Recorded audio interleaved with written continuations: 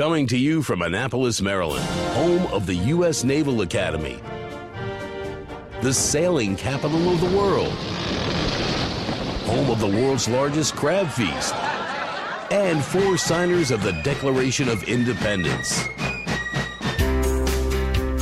This is the Eye on Annapolis Daily News Brief, a daily roundup of local news that you can use, including local sports, local events, local opinion, and local weather from DMV Weather. Now here's your host, publisher of Eye on Annapolis, John Frenaye. Good morning. It is Tuesday, February 13th, 2018. This is John Frenaye, and this is your Eye on Annapolis Daily News Brief.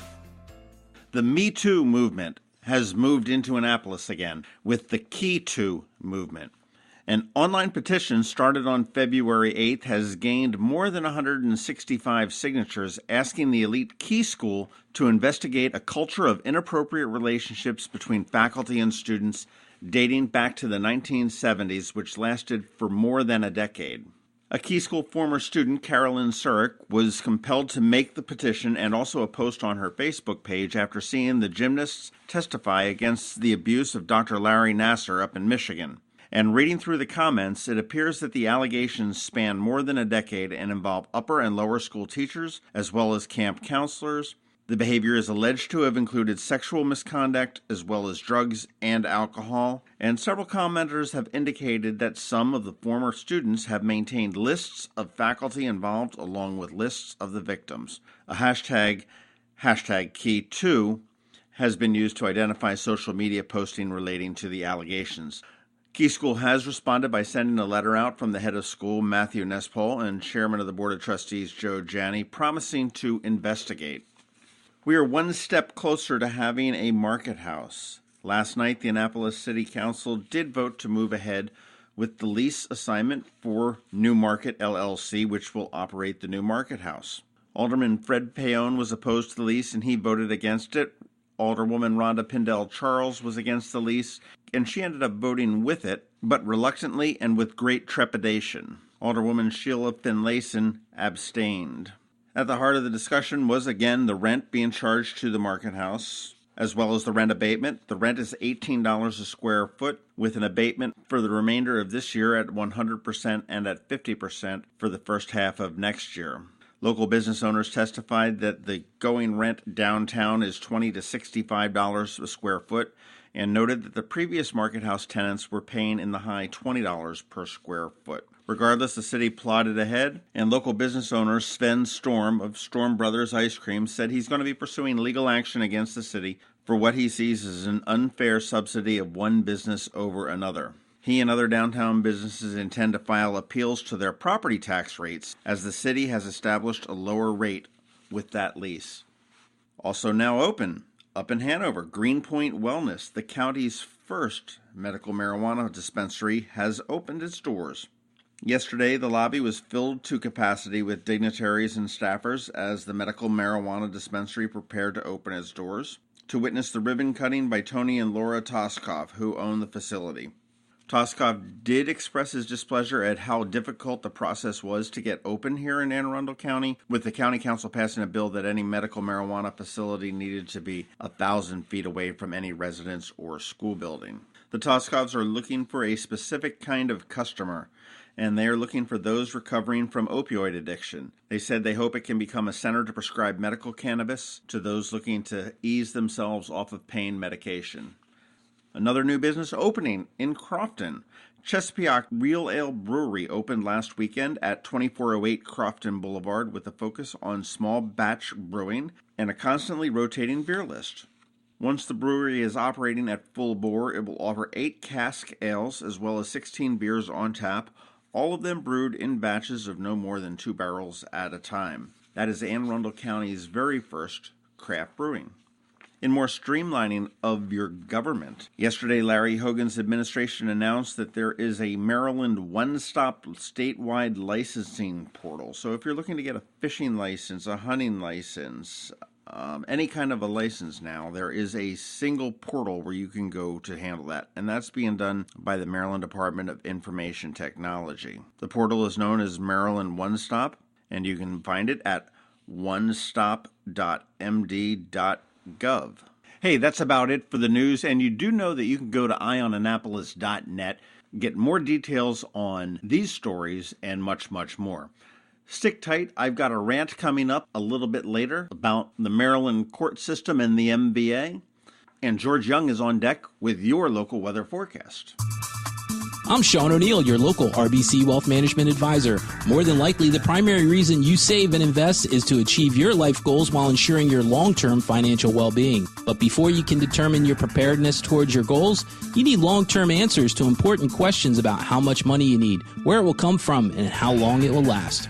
RBC Wealth Plan, a new industry-leading tool, is now available to help answer these questions and develop your personal plan using a conversational approach. With RBC Wealth Plan, we can create a personal analysis based on these unique goals while offering you the ability to weigh certain decisions and determine what's best for you and your family.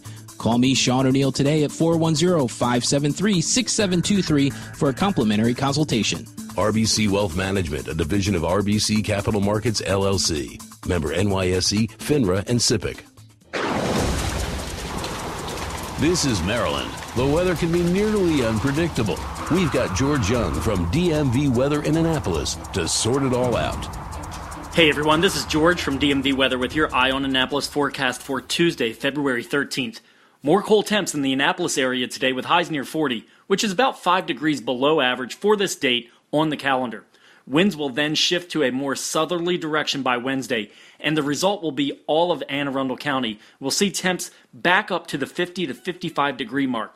And then we'll see temps really jump up on Thursday as highs get into the mid to upper 60s as more rain falls across the area, further helping eliminate moderate drought conditions.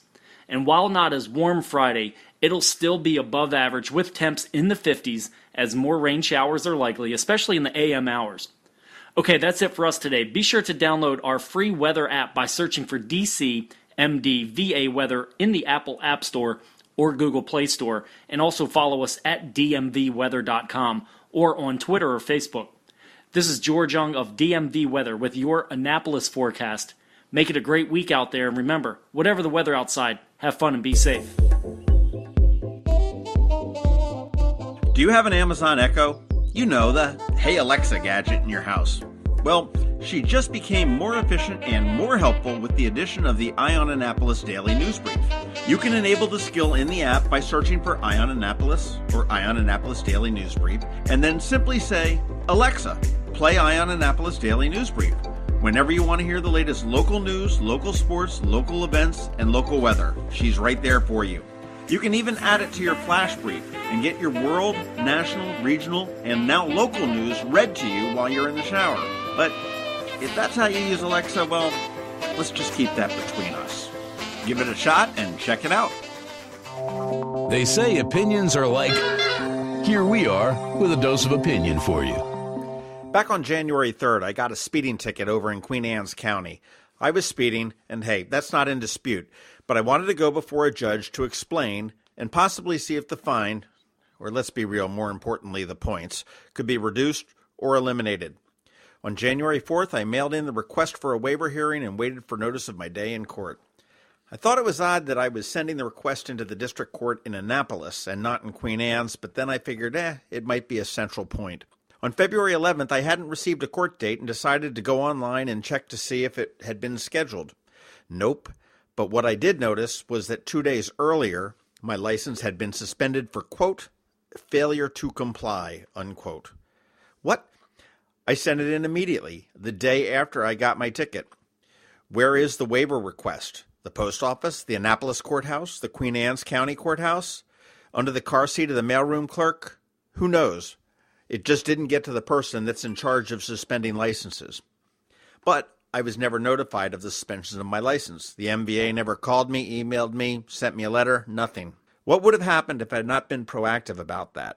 I called the courthouse yesterday, and the woman that answered the phone seemed to indicate that this was pretty much routine.